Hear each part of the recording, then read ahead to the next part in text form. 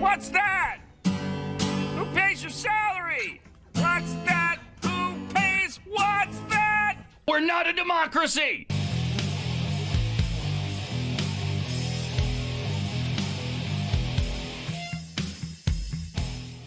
This is the Tyler Morgan Show on Relentless Daring Media Network.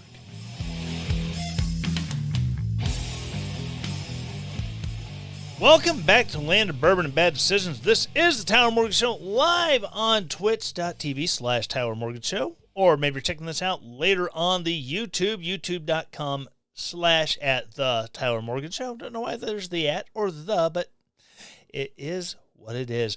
All right, so lots of stuff to get into this week. And I'm just knocking everything down. And I'd like to apologize because everything's all kind of wonky right now because we had some power outages earlier this week, and I haven't been in the office to see how bad everything was kind of jacked up. But I'm here, and great times. But before I get into the wild and wackiness of the week, normally, I would go with one of my show partners, whether it's Blue Collar Beardsman or APR Coffee, but instead I'm going to do something a little different. This was not asked of me, but I want to share it with you because I thought this was just so well done, and I think everyone should see it. There is a documentary for, it's from Mossy Oak. It's out on YouTube. Anyone can watch it. I'll make sure that on YouTube I put the little card up there so you can go to it. It's called The Colonel and the Fox. This was made by a friend of mine who owns Slate and Glass. It's a video production company, and they have done lots of great work. They've employed my dad a number of times for commercials and other videos they've done. And so when they were asked by Mossy Oak to kind of do like a short documentary on Colonel Tom Kelly and Fox Hayes, because these are two of the oldest, if not the oldest, turkey hunters in the country. And as they started filming, started doing the interviews with Tom Kelly and Fox Hayes, they realized there's way more to their story than just two old guys who have been turkey hunting for almost 80 years. And how much it paralleled the history of modern turkey hunting in America and the rebound from a bird that was nearly extinct in some parts of the country to more turkeys than we've ever had. And so it's a great, great documentary, well shot. And the way that, like I said, their stories run parallel to the turkey reintroduction in the United States. It's very well done. Check it out on YouTube, The Colonel and the Fox. It's a Mossy Oak, again, full-length, hour and 20-minute documentary. So please check it out. It is such great work from my friend Nathaniel. It is absolutely amazing. I think you all would really, really enjoy it. And I'll include the link to that in the show notes for the podcast listeners as well. So getting into the wild world of wackiness that is the American political system. For years, there has been an effort, some would say, to enhance the Electoral College. Others would say, like from my point of view, to completely undermine it. And that is the Interstate National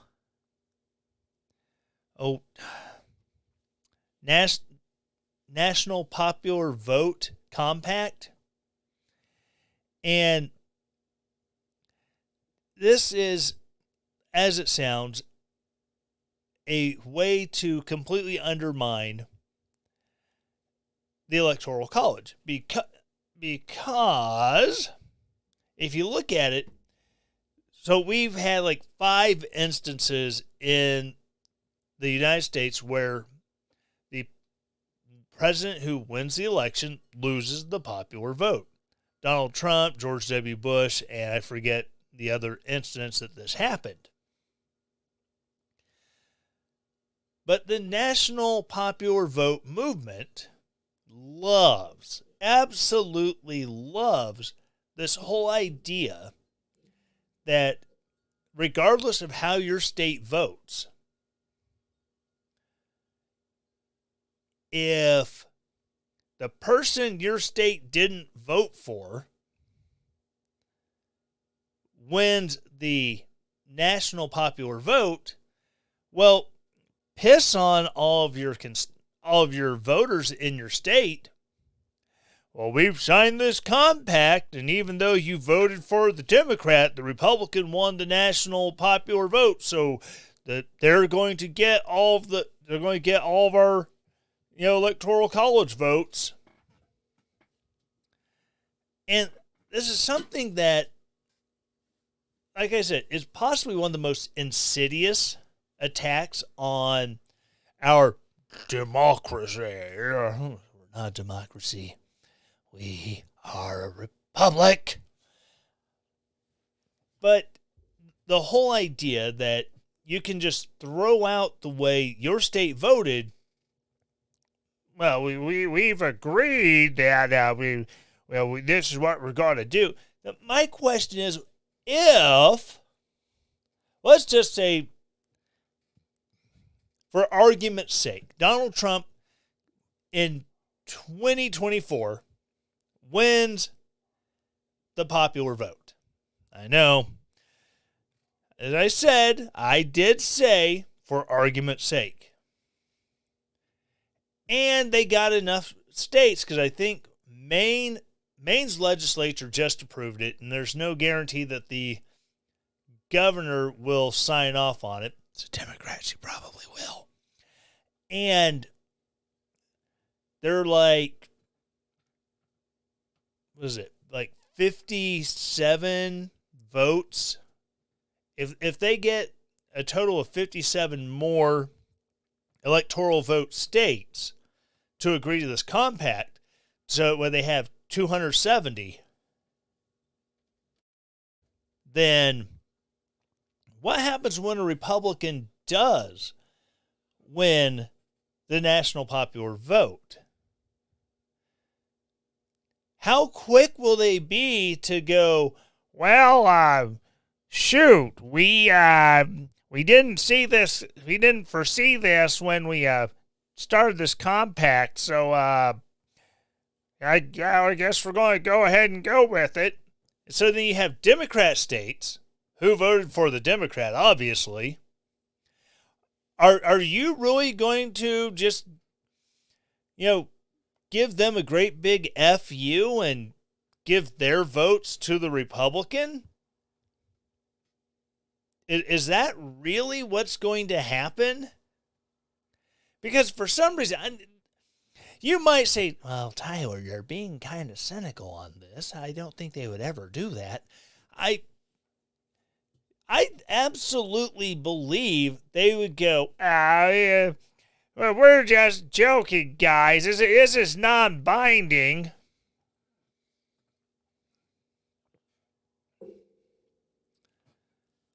Because it absolutely undercuts everything that America was built on. You have a lot of misinformed people who look at the presidential election as a national popular vote. It's not. It's 50 individual votes. And these votes, these 50 individual elections, because this is how a republic works, tells the state which slate of electors you're going to send to D.C. to ultimately cast the ballots that will elect the president. So they're wanting to undermine that whole idea of republic for this crazy idea of democracy. Well, it's a democracy. One man, one woman, one vote.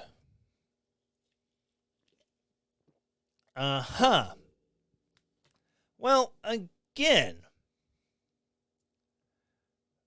since when in America's history have we been a democracy? We've had little bits of it here and there where, for whatever reason, we establish, like especially colonies early on, where the Pilgrims who landed at Plymouth were like proto-communists, because they took the very extreme biblical book of Acts, pull all of your resources and, divvy it out as needed.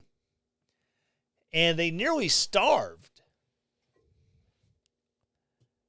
because they realized it didn't work. They realized that there were people who their houses were on land that was better suited for growing this crop.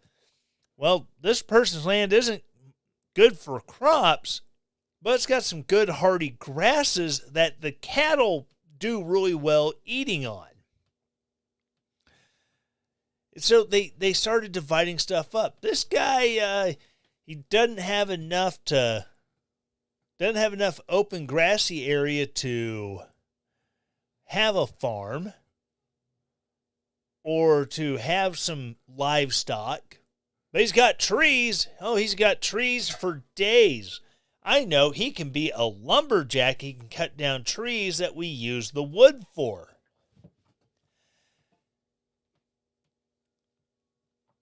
So that's how that one turned around. But when you go back and you look at the way our founders weighed and debated every possible point, they knew that democracies do not last. They knew republics don't last. But republics have a far better shot at lasting than democracies. Because with a democracy, eventually it gets to the point of, whatever the ruling party is, made up and constantly put in place by the majority of the public voting on them,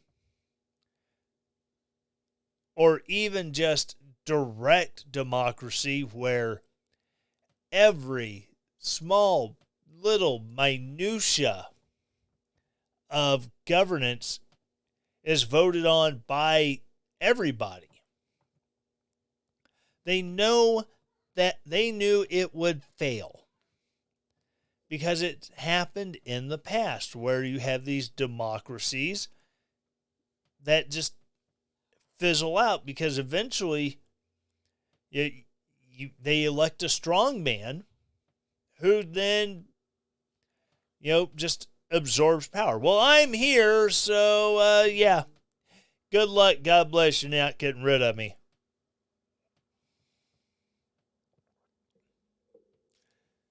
But again, it goes back to this whole idea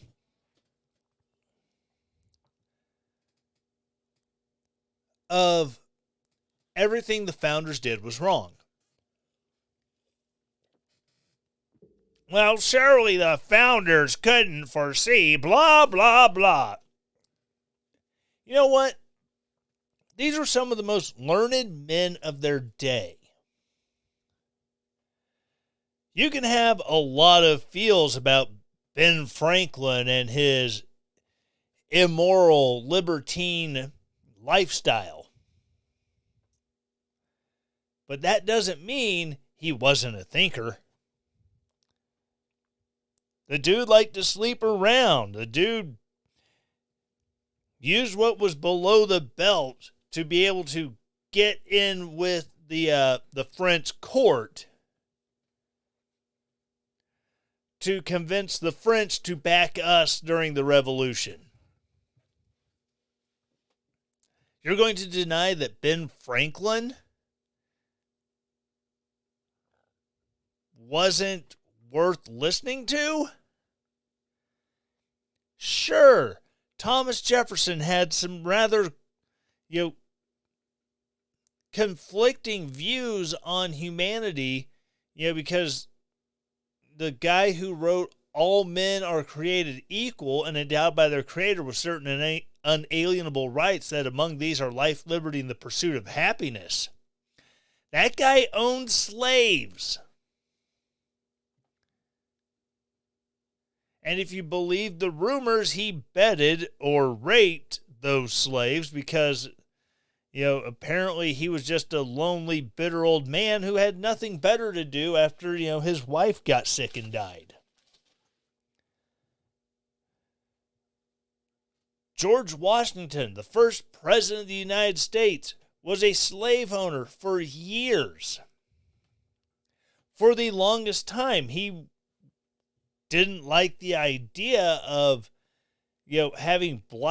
having free blacks volunteer in the military when fighting England. It wasn't until England started conscripting free blacks and offering freedom to black slaves that Washington changed his mind on, having an integrated military. And it was further still before he realized that, slavery was wrong, and before he died, he freed those slaves that he had.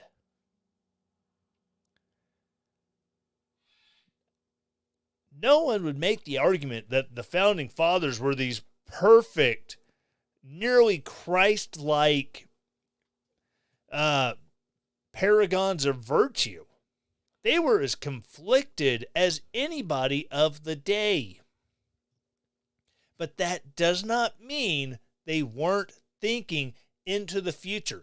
You'll hear these arguments about the Second Amendment, the founders couldn't have imagined assault rifles and these guns that shoot all these rounds per minute. Well, they had a number of patents that went through during the Revolutionary War. The last time I checked, the Revolutionary War started in 1776.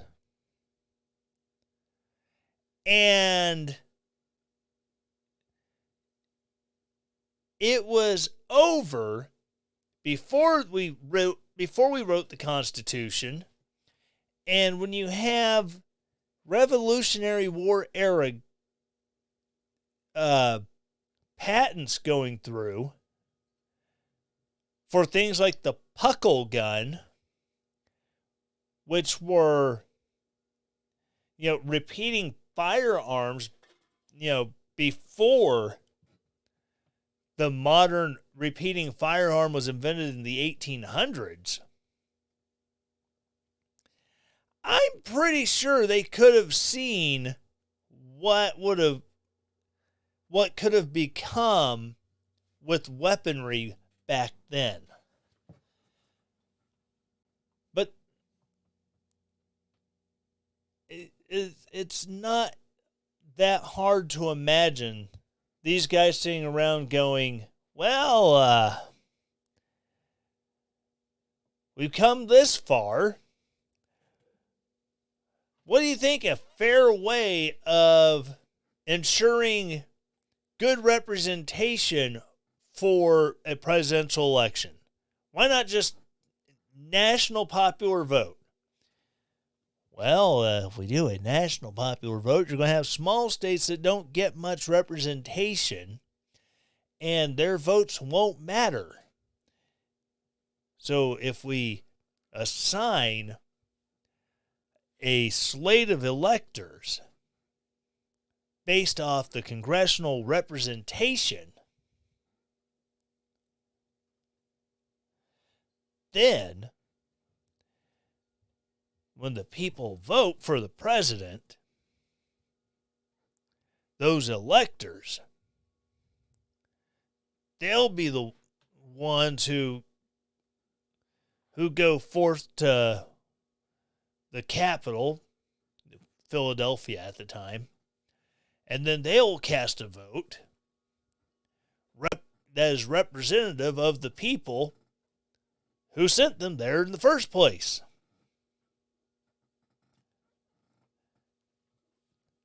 I mean, that's some way advanced 3D chess thinking on the parts of the founders.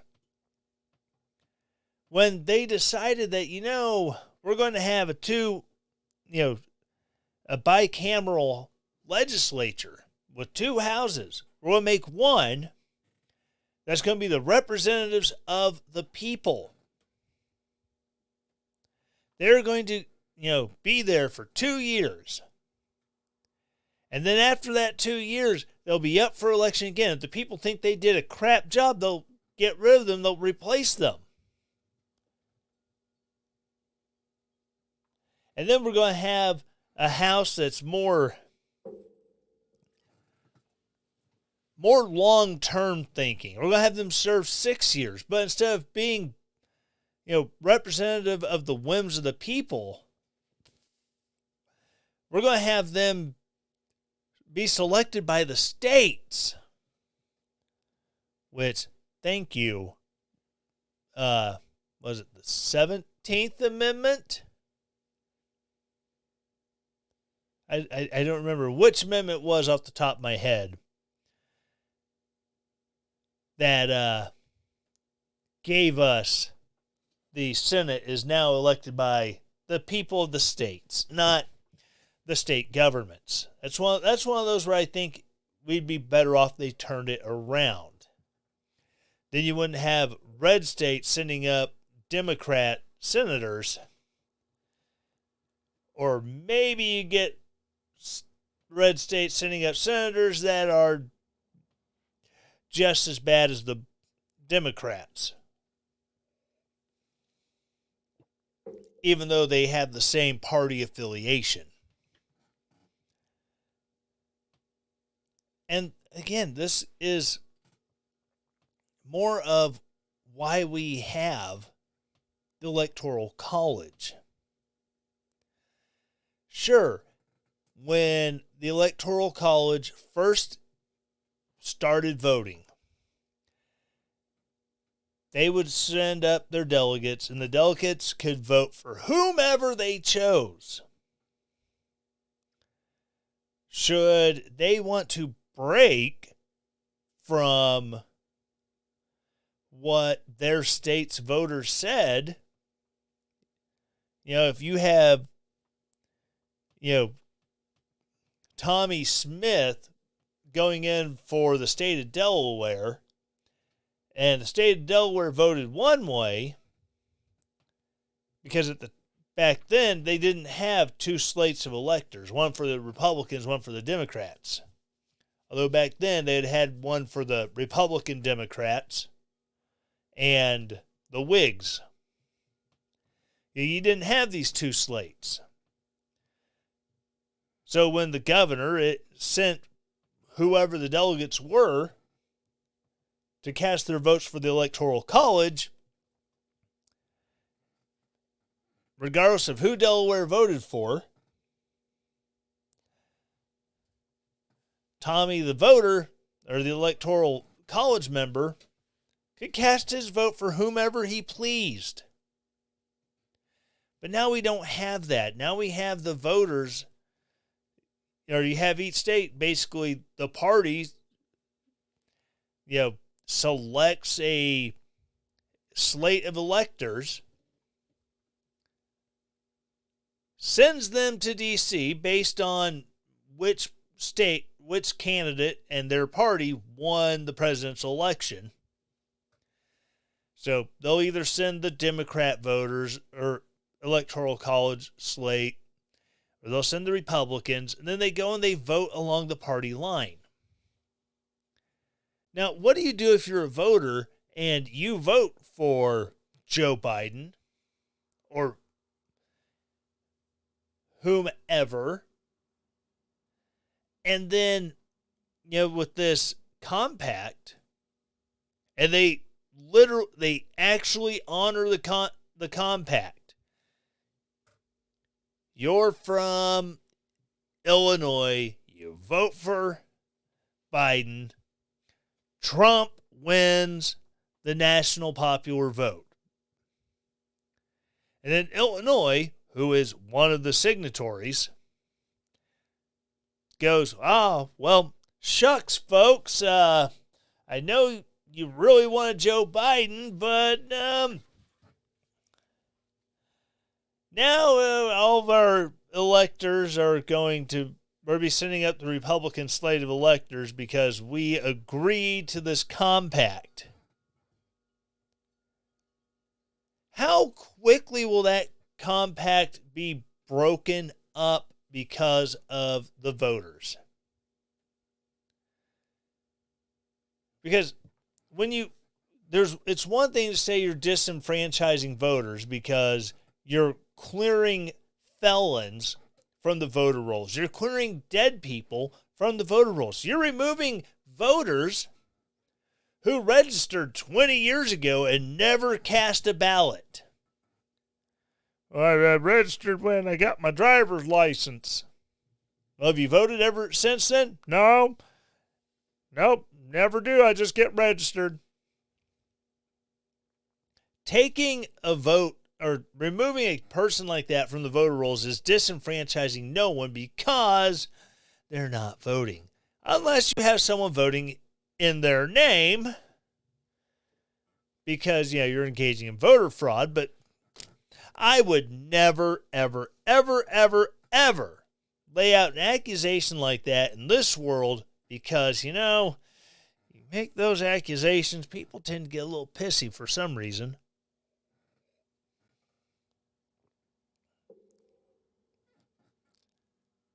So all this stuff about disenfranchising voters.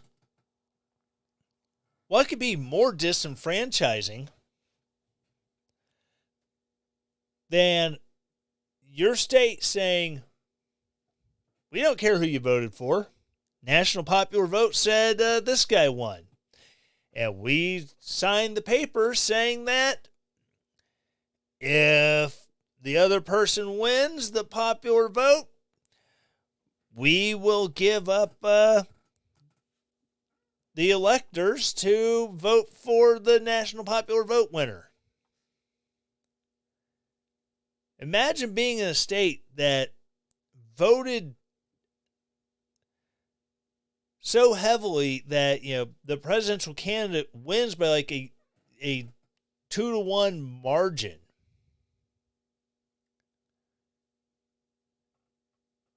A million votes are cast. 600,000 are for the president or for the candidate they choose. 300,000 is, I know, a million votes. 666,666 are for one, for candidate A. Candidate B gets 333,333. And the person with the 333,333 votes, their electors are the ones that go to D.C. What do you do if you're the other 2/3 of voters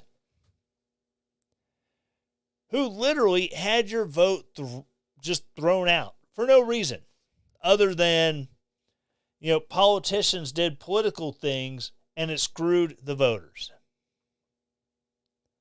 I know one thing. I would probably be staking my, planting my stake to go to Jeff City. And I'm going to oust whoever I have to oust in my district.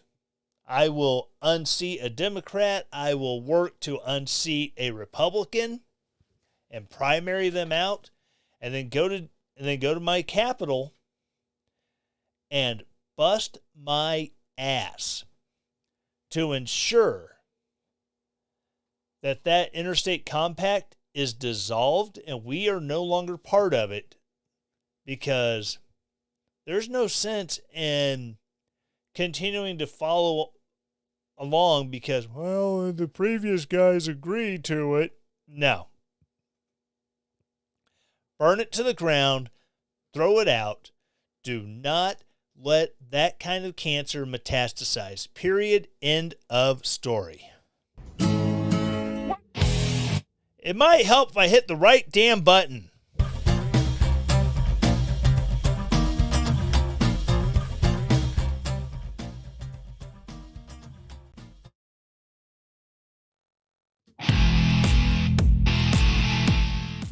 Men, are you rocking a beard that is dry, itchy, and just plain gross? Ladies, would you like your man's beard to be soft and supple? Go to bluecollarbeardsman.com and check out their line of handcrafted beard oils and support a company that knows all about hard work. Check them out on Facebook at Blue Collar Beardsman or on Twitter at BC_Beardsman and get beard products made for the working man by the working man. BlueCollarBeardsman.com.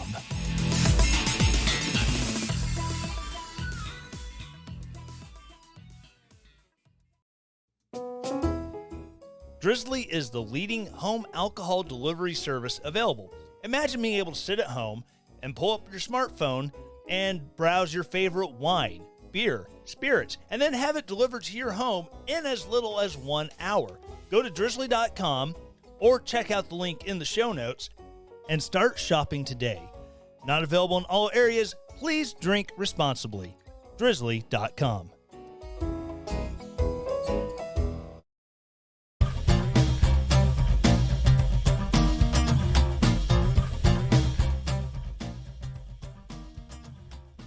All right, so getting back to it, let me tell you about coffee. Yes, coffee, that wonderful, wonderful beverage that wakes you up and keeps you going throughout your day. If you're like me, you drink a lot of coffee. And if you're also like me, you're stuck with whatever cheap swill they offer at work. When I get home, I want good coffee. I don't want just some generic coffee. I want American Pride Roasters. American Pride Roasters makes the finest coffee that I have ever had, with great blends of beans from around the world, great flavors if you're into that sort of thing. Like the Abraham Lincoln coffee, which is a blend that combines the amazing coffee flavors of coffee beans, obviously, with cocoa nibs. That way you kind of get that chocolatey flavor mixed in with the coffee goodness, like that mocha flavor that people really seem to like. Or if you're like me, you just like plain black coffee, you don't want the flavors added to it. There are so many great flavors. The Calvin Coolidge, the Teddy Roosevelt, the Frederick Douglass. So many great flavors that you should just honestly buy them all and see what you like. Like the one flavored coffee I have from there is the Doc's Bacon Blast, which has that bacon flavor mixed with the coffee. It's like drinking your country style breakfast. Absolutely amazing flavors. And also check out the coffee drops. You get a blend of yummy, yummy chocolate drops with the ground up flavor of espresso beans. Or I think they use regular coffee beans in it, not espresso beans per se, but either way, it's all good. Check them out, American Pride Roasters, aprcoffee.com. Historically great coffee. All right, so in a world of sheer dumb,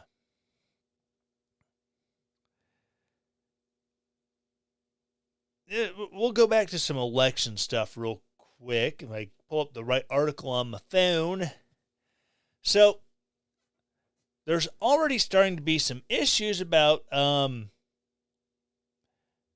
candidates being on the ballot. You see, every state has a deadline on when a candidate needs to be declared.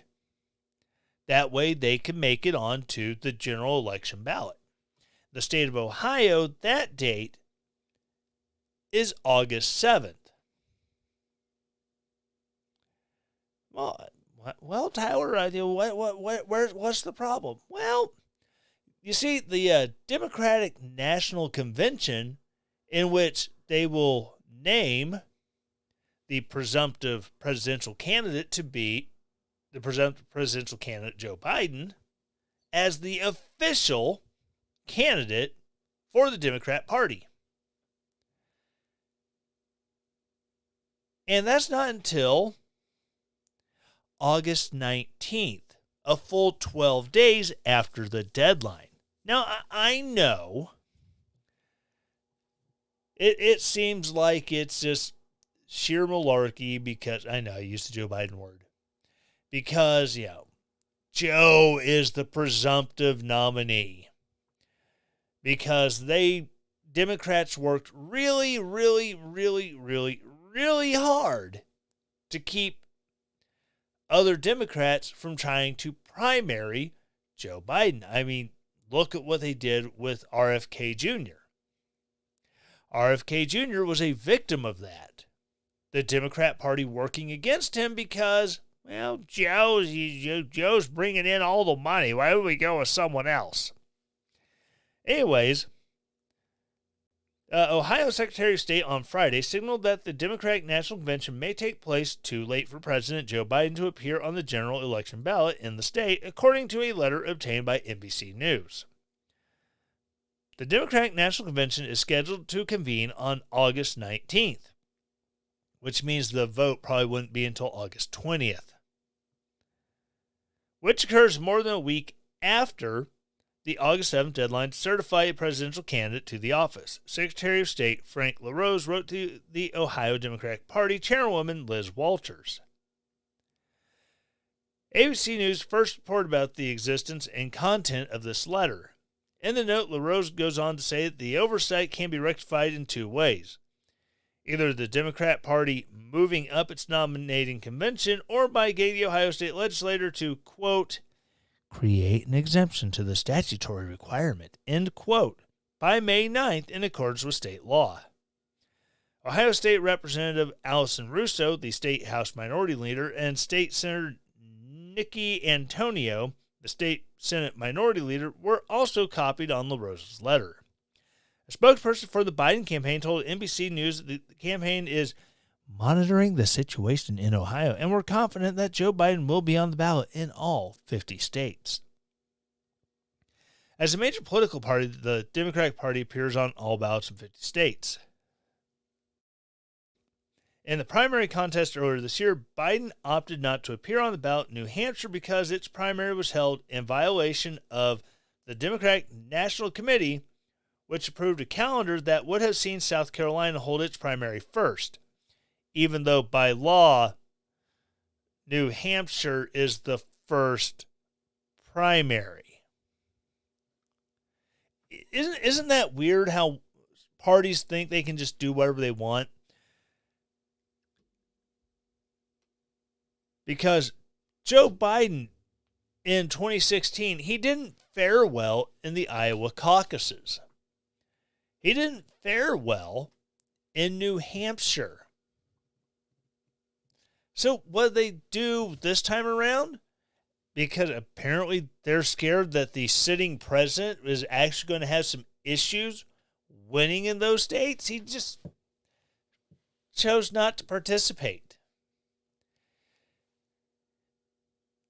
He pulled a Kobayashi Maru. He went with the lesson learned in war games. The only way to win is to not play. So then he appears with the first state, that he actually had any sort of, victory in South Carolina.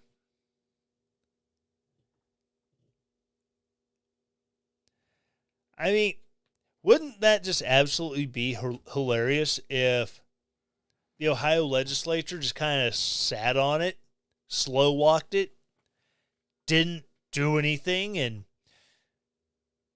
Joe ended up not on the ballot in Ohio? I mean, I personally would not be upset at all. I would find it hilarious when the party that is all about representation and making sure all voters are enfranchised. That way they have the ability to vote for whomever they please. And they can't vote for president because Joe Biden didn't get on the ballot.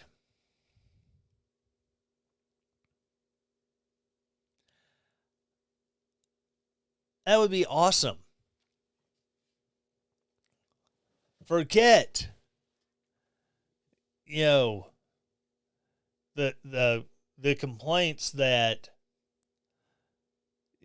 someone was going around telling Ohioans in 2004 that their day to vote was on Wednesday because no one actually believed what was said.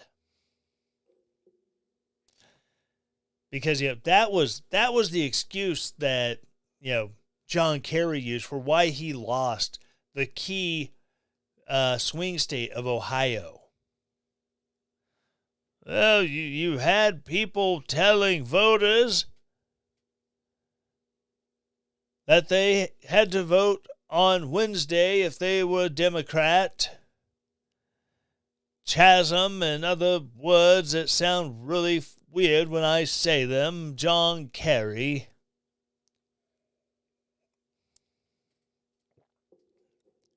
I mean, I think it'd just be so fitting that in his addled state that he couldn't even get the DNC to move up their convention so that way they could be on the ballot in time, or so they could be on the ballot, period. Now, don't get me wrong. I think the good people of Ohio will find a way to rectify the situation and make it work out for President Biden. Because, we just can't go out of our way to keep people off the ballot. Oh, wait, hold on, wait. Colorado, how'd that work out for you, where you intentionally tried to keep someone off the ballot? Oh, it didn't work very well, did it? Minnesota, didn't you try that too? And then seeing what the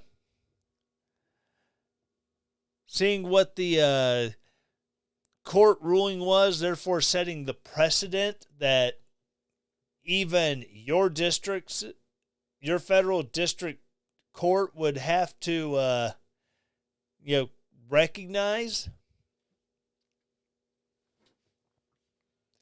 Ridiculous. Democrats have been working to keep Donald Trump off the ballot since before he announced.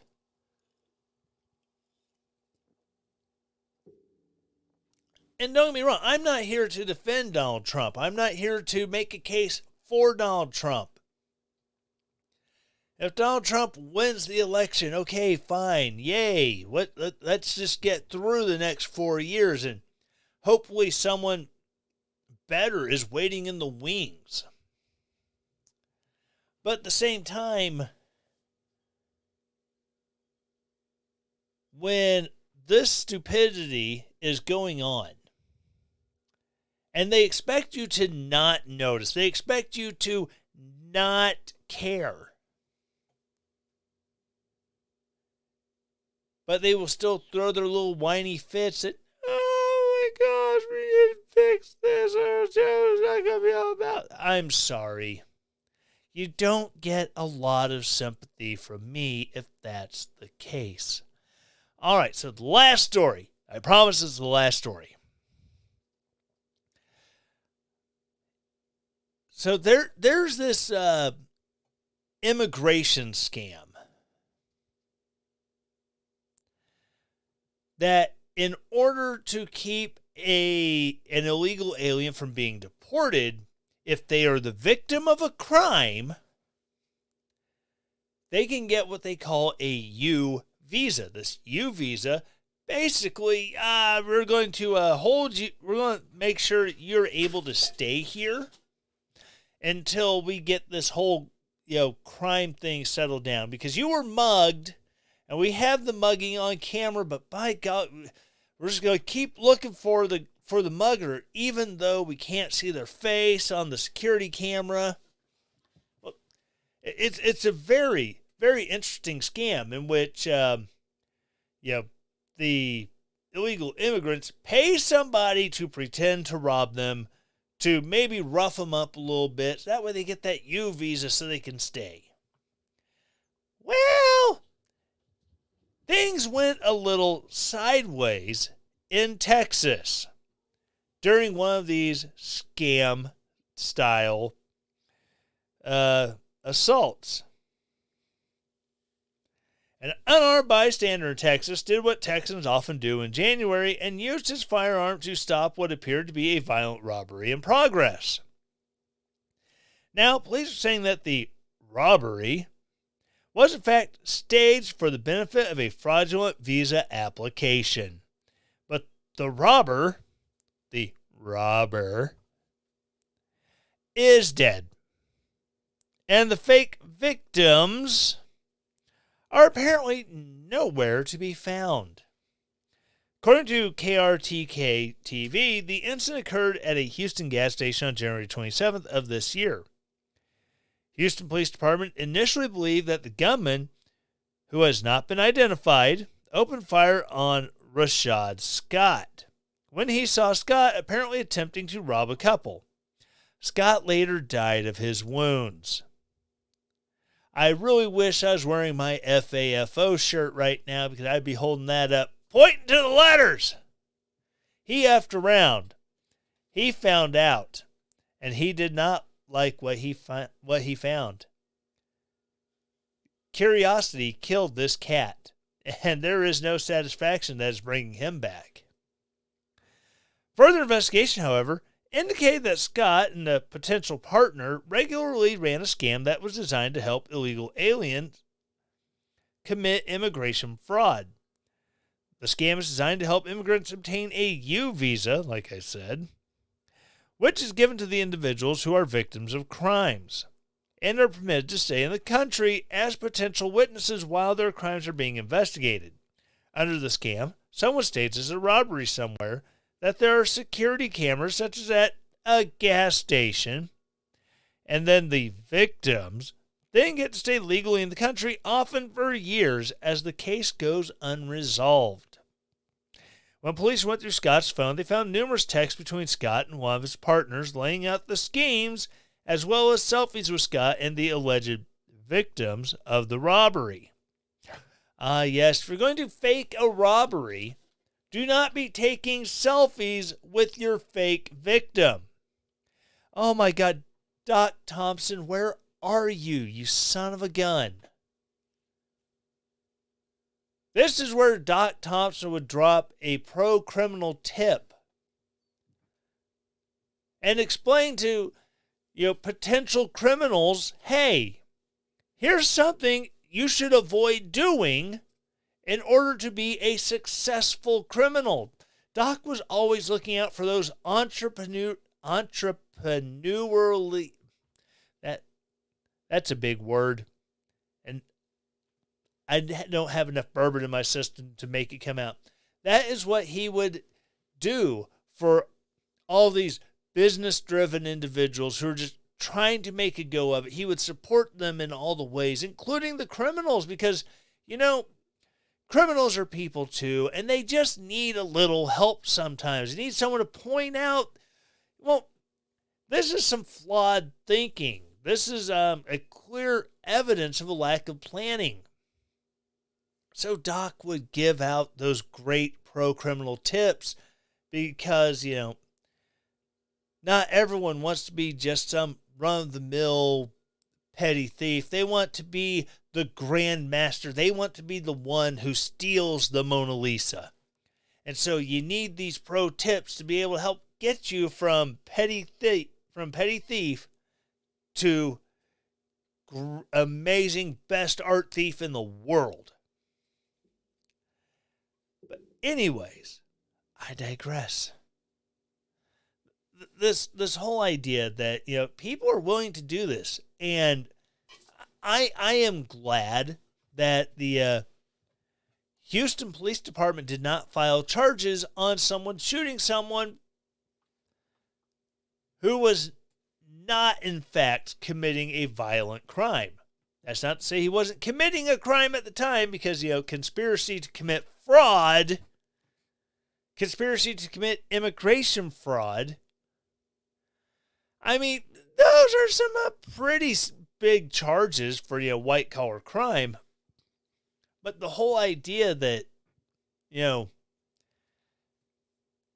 I said he effed around, he found out. In Texas, in certain areas, you do not want to stage a violent robbery. Because if you stage it, then there's a chance that someone seeing this fake robbery happening is not going to know that it's fake. Like 100% of people will see it and go, okay, that's not fake. The number of people who will actually insert themselves into the situation is considerably smaller than 100%, but in Texas, it's probably 30. We'll call it 30% of the ones who don't just ignore the fake crime going on. So with that 30%, who has a baseball bat in the bed of their truck? Who's got a big sharp knife? Who has a gun? These are questions you can't answer right away. So the pro-criminal tip is as tempting as it is to pick a fake fight and initiate a fake robbery in front of a busy gas station in Texas.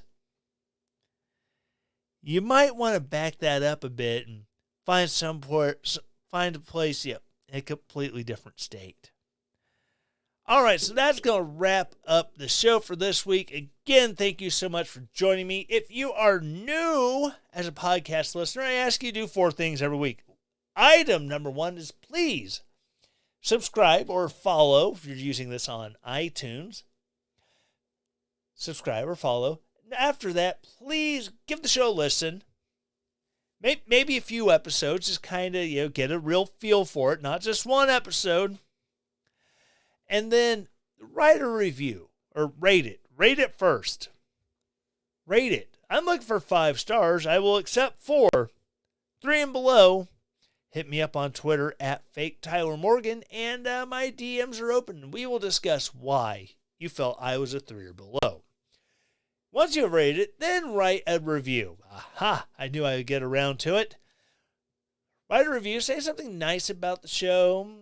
Maybe you're not a huge fan, but you don't want to hurt any feelings, and so you kind of want to sugarcoat it a little bit. That's fine too. I'll also accept some embellishments on behalf of those giving me 5 stars. But anyways, once you have reviewed it and you've said some nice things, or maybe said something that wasn't 100% nice, but it was honest and not insulting, please share this episode. Send it to someone who you think will like it. Don't worry, those little lefties who are getting ready to blow up the reviews with all sorts of mean things. You know someone who will enjoy this show. Maybe you enjoy the show, even if you don't agree with anything I have to say. That's fine. I will not stop you from enjoying this show because, I believe everyone should be exposed to all sorts of opinions, whether they agree with them, whether they're, just kind of outlandish, or they're just absolutely horrible. Everyone has a right to state their opinions. So maybe you're one of those lefties who goes, I don't like him, but he makes some points that are good, but I just can't find myself agreeing. I appreciate you guys more than anyone because you go out of your way to listen to someone you don't necessarily like. That means a lot to me. Anyways, once you've rated it, shared it. Once you share it, that's it. I don't have anything else for you after you share it. Come back next week and wait for the next episode. Again, if you're subscribed, like I said to do in the first place, you'll see it pop up on your iTunes notification or your Apple Podcast notifications, your Spotify notifications. There's a new episode. Check it out. It's great. Thank you so very much for listening. And as always, stay relentless. The Tyler Morgan Show is a relentless